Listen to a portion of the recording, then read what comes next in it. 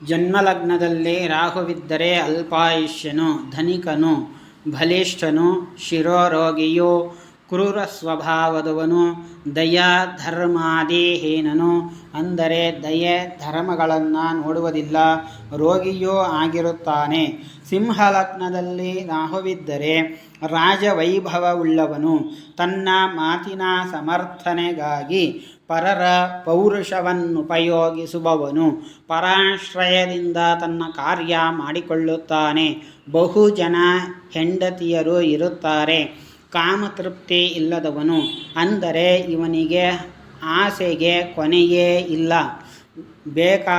ಎಷ್ಟು ಸಂಪಾದನೆ ಮಾಡಿದರೂ ಇನ್ನಷ್ಟು ಬೇಕೋ ಮತ್ತಷ್ಟು ಬೇಕೋ ಎಂದು ಆಸೆ ಪಡುವವನು, ಕೆಂಗಣ್ಣಿನವನು, ನಿಪುಣ, ಸಾಹಸ, ಕಾರ್ಯಕರ್ತ, ದಕ್ಷನು, ಕುಲಧಾರಕ, ವಾಚಾಳಿ, ರೋಗಿಯಾಗಿರುತ್ತಾನೆ.